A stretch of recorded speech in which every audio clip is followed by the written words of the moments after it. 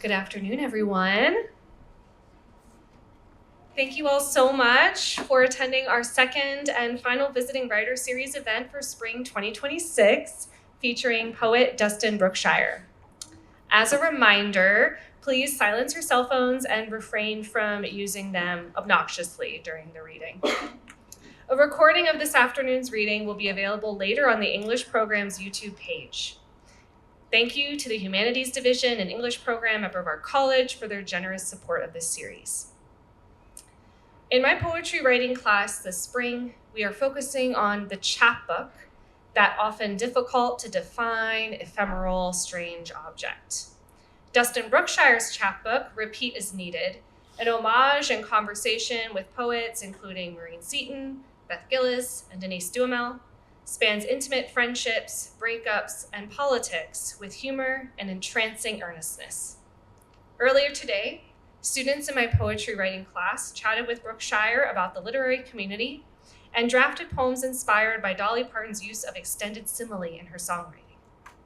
I know he'll grace us with some of that same zest and kindness this afternoon.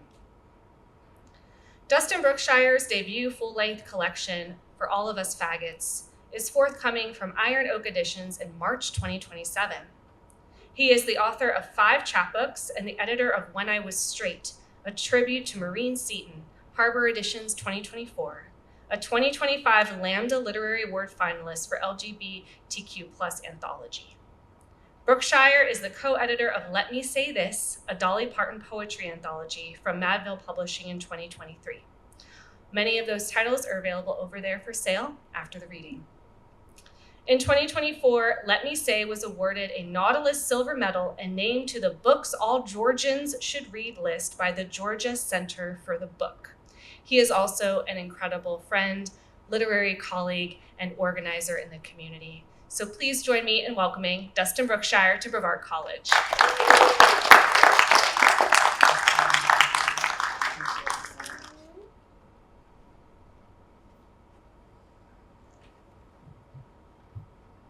It's always like when somebody's really good with their intros, it's like, okay, thanks, just get the books.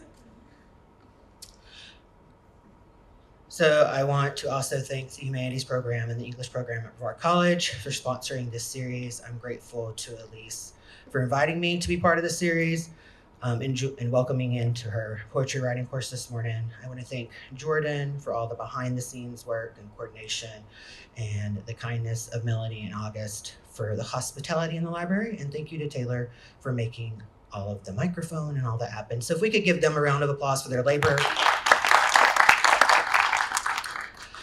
Since we did a Dolly generative prompt exercise this morning, I thought I would launch the reading with a few Dolly poems. If Dolly Parton had been my mother, she'd laugh when catching me trying on her wigs, tiptoeing around her room, her high heels too small. She'd have a custom pair made for my birthday, and we'd have high heel dance parties while watching the Grand Ole Opry. She'd encourage me to write, gift me Aunt Willadine's book of poems. She'd remind me songs or poetry set to music. She'd keep the poem I wrote in middle school, take it along whenever she traveled. I'd beg for our summer tradition, sneaking off in our RV, destination selected by me, and always stopping for Mexican pizza at a Taco Bell drive-thru. And when I came out to her, she'd say, "Oh, honey, I always knew," as she held my face in her hands. She never would have even thought the words my mother said to me. "Great. Now I'll be stuck taking care of you when you die of AIDS." And it's true, Dolly loves a Mexican pizza at Taco Bell. So when I did the anthology, Let Me Say This, I had not written any Dolly poems, and I thought, well, crap, I'm doing an anthology and I don't even have a Dolly poem. So I like to thank Costco Pinot Grigio for this poem. Dolly at the Fox Theater, 2008. My mother glanced at my shirt as we waited, said, "I don't know why you wore a Dairy Queen shirt to see Dolly." I laughed, told her to look again. "My shirt says Dolly Queen." She looked away like something else caught her eye. The tour bus door swung open. A redhead exited first. "It's Dolly's best friend Judy," I whispered.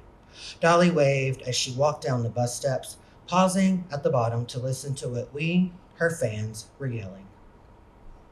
Early in the show, Dolly asked if there were any drag queens in the audience. My mother fidgeted in her seat. Someone near the front row jumped to her feet. "Well, usually the drag queens come dressed as me," Dolly laughed, before launching into Jolene. When she sang the chorus for the second time, she crooned, "Drag queen, drag queen, drag queen. Please don't take my man." The crowd cheered. I screamed, "Yes." My mother looked to her lap. Seated with an auto harp, Dolly told us about her coat of many colors and love for her mother. She asked if there were any mothers in the audience. A few yelled, several hands shot up, including my mother's. Well, I dedicate this song to all the good mamas out there. I placed my arm around my mother, squeezed her tight, leaned my head against hers, gave her that moment. I don't know, one of my favorite things to do is to write poems on planes now, like whether I'm like snooping at what somebody else is doing and borrowing from their life. I travel heavy in the first quarter for my day job, so this was on a trip to California. It's called "On a Flight to Sacramento, Dolly Parton Speaks to Me." Her voice echoes from a TV appearance, or maybe an interview I read. We all need to love a little more. Dolly, I'm trying to love more. After all, love comes in many forms. I pass the woman in first class, tell her I love the silver sparkle around the base of your shoes. She smiles. I tell the man across the aisle that I like the vibrant colors of his scarf, even though I don't know why he's wearing a scarf. He shifts it proudly, says, "My wife made it." I tell the lady sitting beside me that the strap of her purse is pretty, the gold print swirling and unfolding how I imagine our souls do.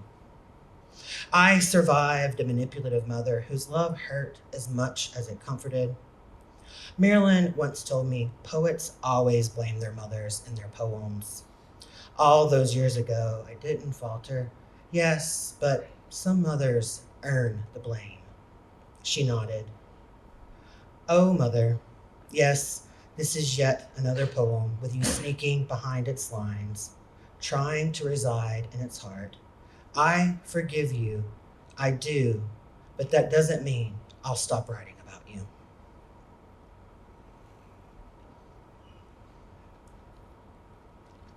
So I thought, since the class was on chapbooks, that I could do something I normally don't get to do because you're usually just so focused on one book, is like go through memory lane of chapbooks. So I'm gonna read a few poems from a few of my chapbooks. The next few poems are from my second chapbook titled "Love Most of You Too," which I have to thank Judy Bloom for the title, mainly because she was really sassy in a not polite way. But she's sweet. Oh, this is very important. She's a lovely person. She does a lot of good in South Florida. Don't send me a cease and desist. Signs. My mother calls to tell me she dreams of dark running water. It's her death dream. All day, I follow the speed limit.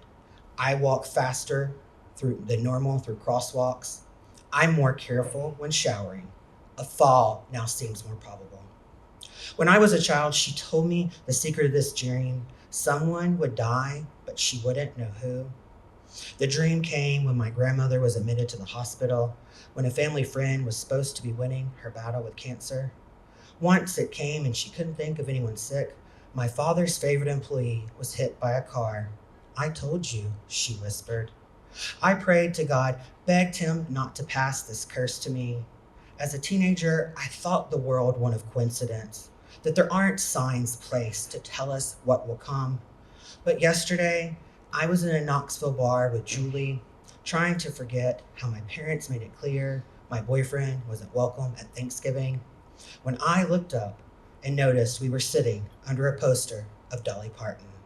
this moment a sign. And that Julie is Julie Blomeke, who co-edited Let Me Say This, a Dolly Parton poetry anthology. She's a good poet. You should check her out too. The list. I want a man who will sweep me off my feet on day one, but wait weeks before easing me on my back. I want a man who knows monogamy isn't a type of wood, who will smile when he sees me approach and meet me in the rain for a kiss. I want a man who will like my friends for their personalities instead of liking them for me, who will surprise me at work with lunch before I surprise him. I want a man who will take me home to meet his parents, tell me his mothers and sisters will love me, and for once, a man will actually be right.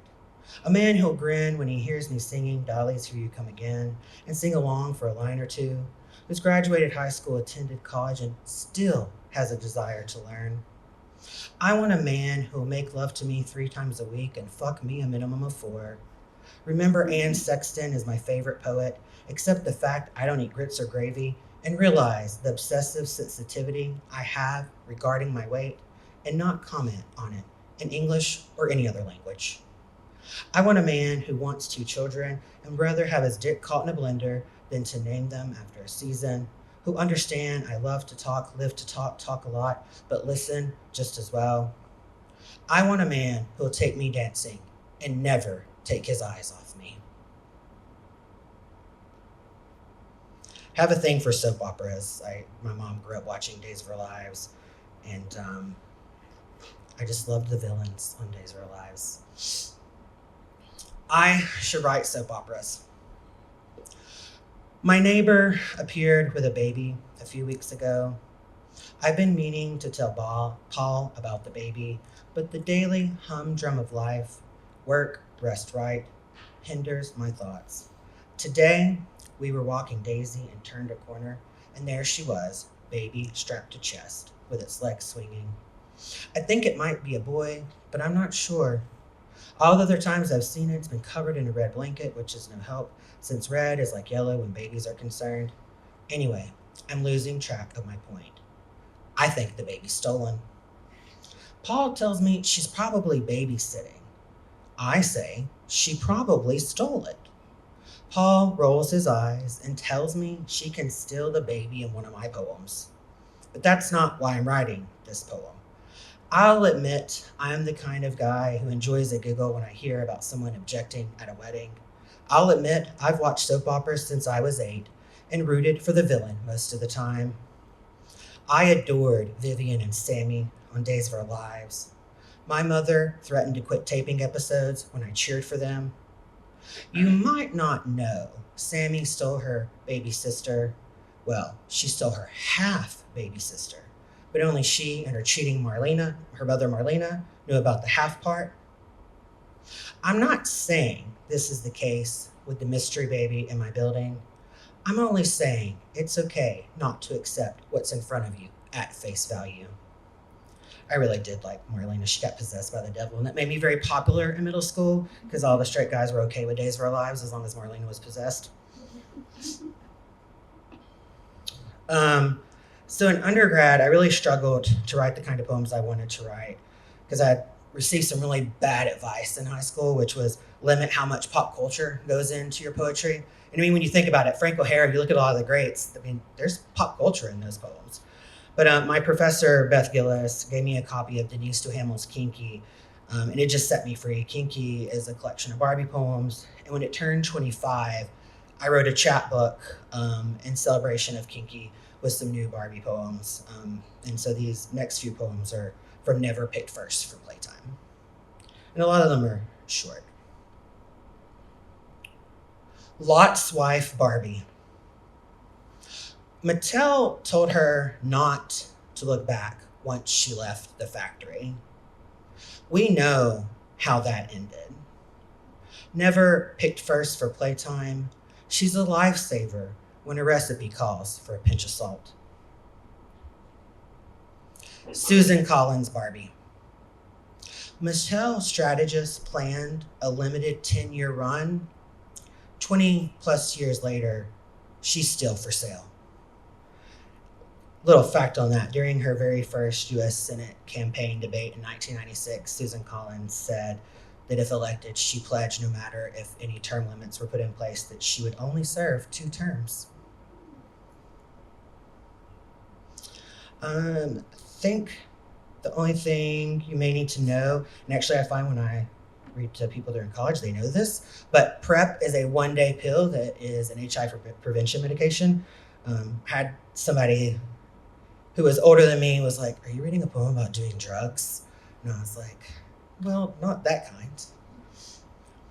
Pandemic Barbie. She sits inside her Barbie Malibu dream house, a socialite waiting on her assistant. Her body yearns to be dressed by little girls, but especially those little boys who bring the glitz and glamour. Mothers debate, let the dolls sit for 2 to 3 days post playdate or wipe them down with Lysol. Barbie doesn't have COVID, cry little girls and the little boys who in secret love her. The boys grow up to cinch their waists, sissy their walk, balk at lace front wigs, leave families behind, free their inner Barbie, grow up to be men thankful 1 blue pill a day prevents at least 1 virus. Homophobic Barbie. She didn't picket when marriage equality passed, only asked, how do you know who the bride is? When SCOTUS ruled on workplace discrimination, she was silent on Facebook, but asked Ken, do people really get fired for being gay? Homophobic Barbie will tell you she's had an owner or 2 turn gay. Technically, it was her owner's brothers. She knew one was gay when he made Q-tips into hair rollers. The other instigated arguments between her and Ken. Ken had never questioned why he wasn't allowed to drive the Barbie convertible across the living room floor. Homophobic Barbie loves the sinner, hates the sin. She isn't sure 2 dads or 2 moms create the best environment for a child, but shows up for the wedding.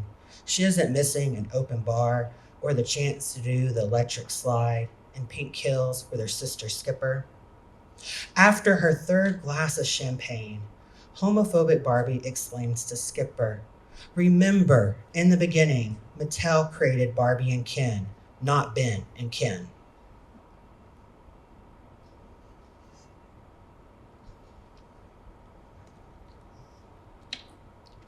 That one's my favorite. I want to read one poem from the chapbook that Elisa's class read. It's where the title comes from. It's called Ways to Get Over a Broken Heart. I always get nervous about writing poems that are numbered in the parts because I was in a workshop with a really great poet named Laurent Vasselard. And she said, if you ever write a poem in parts, it needs to be damn good. So I just hope it's at least good, maybe. I've never shown her any of my poems in parts. Ways to get over a broken heart. 1, get lost in the woods. Scream at the trees and the goddamn birds. 2, drive cross country. Don't stop for gas. Finish the journey on foot. 3, sob. Sob until God fears you'll one-up his flood. 4, go to Costco. Eat samples. Eat all the samples. 5, jump in the deep end of a pool fully clothed. Sink to the bottom. Stay until you feel the choke. 6, go to the beach. Read The Awakening. Never enter the ocean. 7, reach into your chest. Pull out the heart shards. Drop them in the disposal. Flip the switch. 8, remove the remnants of Cupid's fucking arrow. Use the art of kintsugi to meld a stronger heart. 9, repeat as needed. I don't know if you're familiar with kintsugi. You should Google it. It's taking broken objects and melding them back together with gold, and it's just very beautiful, the creation of taking something broken and how it looks after. I'm going to read 3 prose poems that that I'm just going to go ahead and give a content warning. There's some body dysmorphia and sexual assault mentioned. So if those things are triggering for you, I'm not going to be offended. Like if you need to step out. I got in my prose poem era thanks to Denise Duhamel. She has this series of poems called Poem in Which. And so most of the time they are poems exploring the things that really didn't happen. So it's poem in which, she's on NPR or things like that. And that was my gateway drug into the prose poem. Poem in which I never had low self-esteem. I'm pleased with my weight, like a proud elementary school spelling bee champ. In middle school, I celebrate my love handles like Americans celebrate the 4th of July. My father never reminds me before eating dessert that he's never seen a fat person happy. My mother insists I eat a second and third helping of dinner instead of asking, "Do you want a miserable life?" I never spend the summer after high school doing cardio 3 times a day or living on a diet of Slim Fast green apples and a drug recalled because of a Dateline special. I still date B, his grin and pearly whites a siren song, moving my ship gaily forward. I never respond with a smile or blowing a kiss each time he says, "You belong to me." And when B shows up that night, like Laurie Strode in the Halloween reboot, I'm ready. Learning to punch at lunch with Army veteran Brig. For Brig. Brig tells us about the spring day his daughter came home from school, sharing that an 8-year-old grabbed her 5-year-old tush. Immediately, he taught her how to pull fingers into palm, rest the tucked thumb against the pointer finger to form a fist. Never tuck the thumb under your fingers, he explains. You'll break it. Strike forward with a steady, straight arm. Send your fist directly into the solar plexus. He practiced with his daughter over and over and over until her punch was instinct. He practiced with us at the table, Brig monitoring our form like a drill sergeant. Earlier this year, on my 40th birthday, a man grabbed my ass with the force one grabs the edge of a sinking boat. His friends excused him with echoes of, "He's drunk, he's drunk." One friend said, "Smile, it's a compliment." That night would have been different if I had met Brig sooner.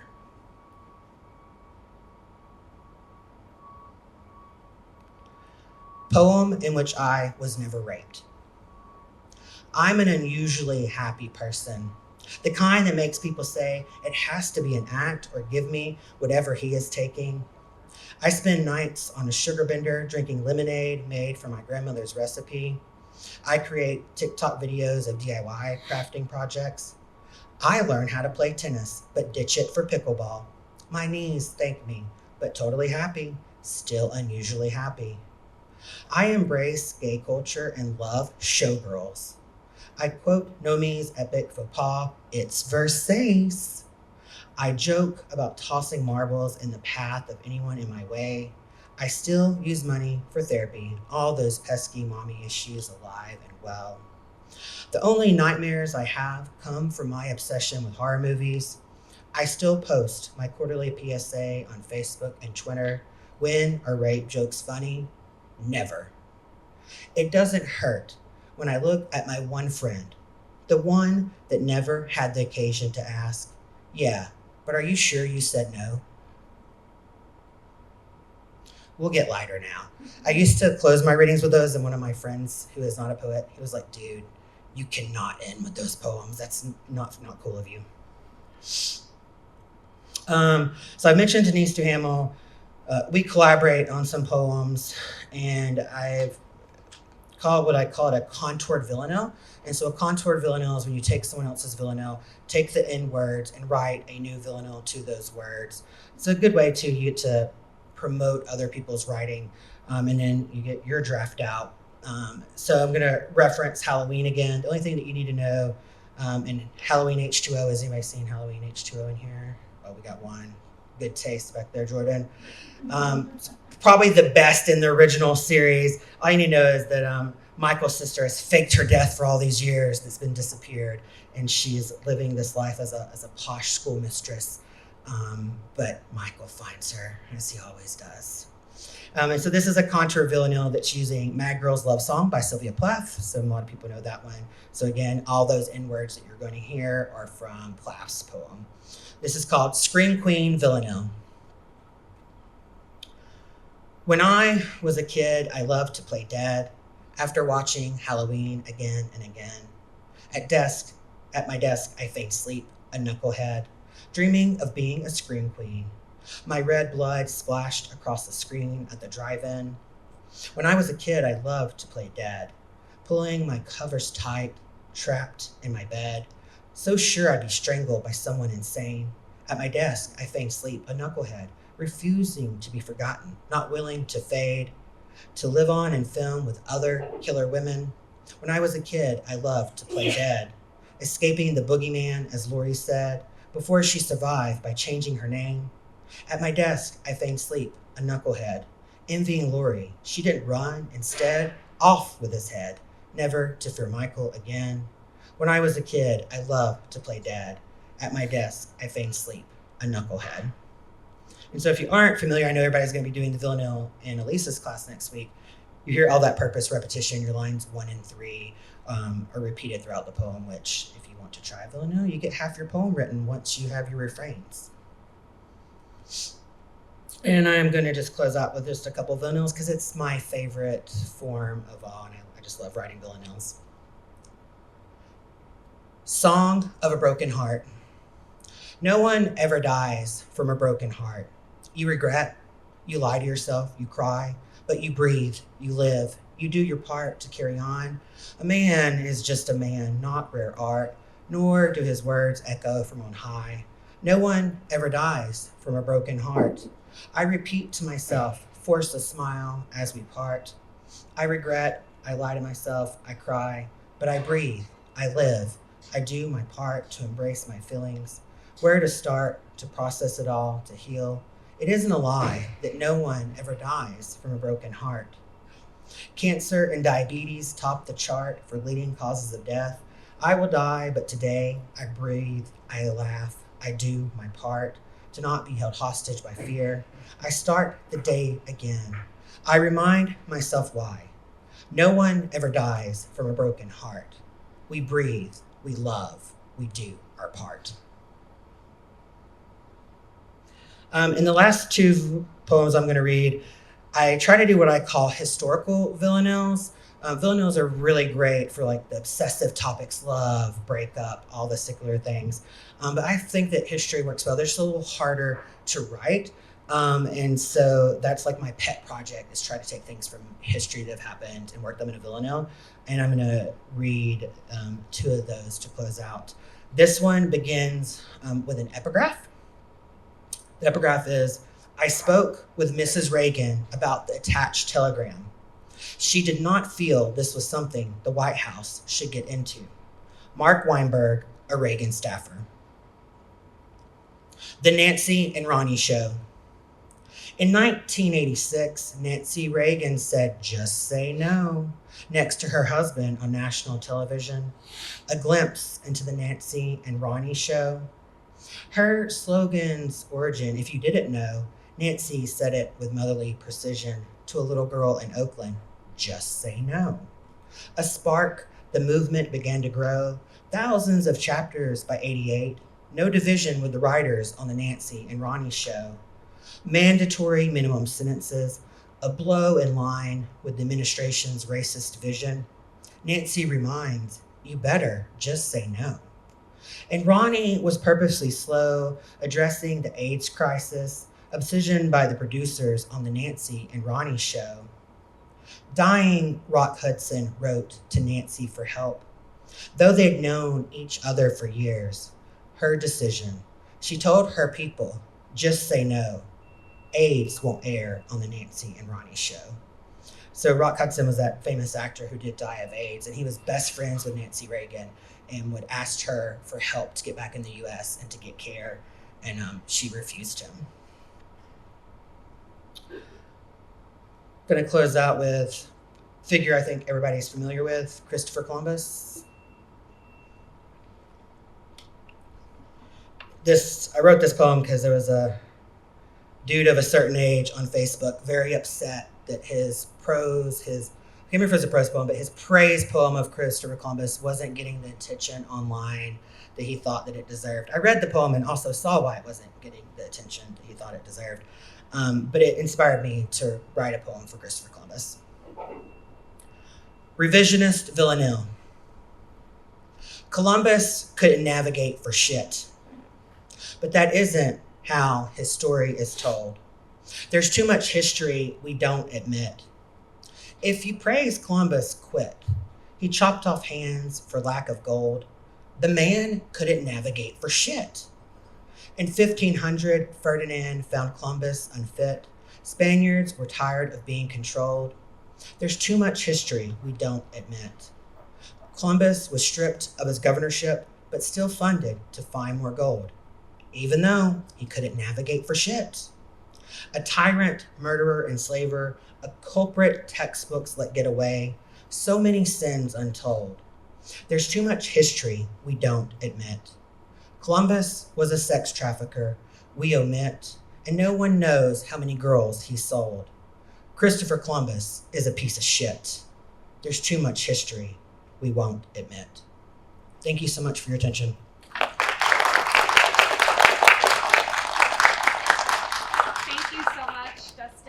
We will open it to questions now. So if you have questions you would like to ask, feel free to do so.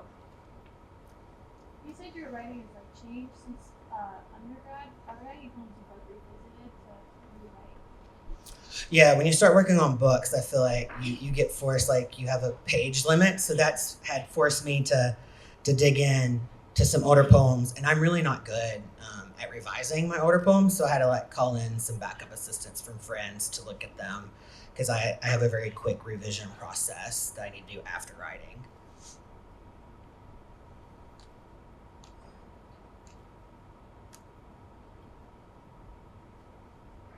What sparked your interest? How'd you find out about Dolly?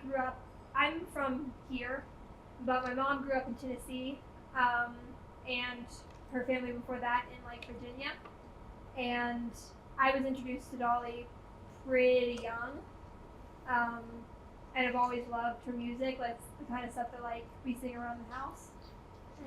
Yeah, one of my aunts, some of y'all may not even know what part of this is, had one of those old stereos. It had a record player and an 8-track and a cassette. And so I was just interested in the cassettes, but I found my parents had a stack of records. And so I went through those, and it was really just that big blonde hair. I was like, ooh, who is this? And so I pulled that record out, and it turned out to be 9 to 5, and that was my gateway. And then I can remember, it had to be reruns because her show was on in the 70s, but I can remember watching part of her show with my mom, because she always ended or started the show with Love Is Like a Butterfly. And so I think it was one of her later albums. I was always a fan that just really brought me back in. And then I just, I grew up Southern Baptist, and so had a difficult time with religion, but Dolly was the first person that I saw acting and living the values that I was hearing every Sunday, fully, and saying those things. And that was just the kind of person I wanted to be around, someone who wasn't being a hypocrite and really having those values and loving everyone.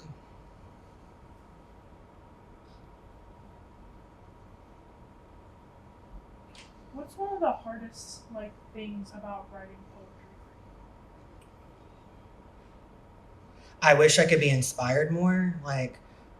Denise, Beth, I feel like they just turn out poems I'm sure I'm being dramatic about it, but they're so prolific, and I just can't write I give prompts in workshop. I hate when somebody gives me a prompt, because half the time I feel like I can't do it. I wish that I could just sit down and write at any time and have something that I can work with, but I have to feel the muse like hit me. Which now with technology, it's great because used to be trying to find something in my car while I'm driving and shouldn't be trying to write something down.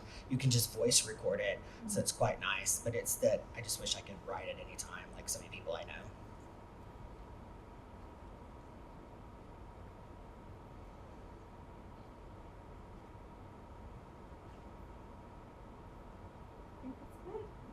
Thank y'all. Thank you all so much. Thank you, Dustin.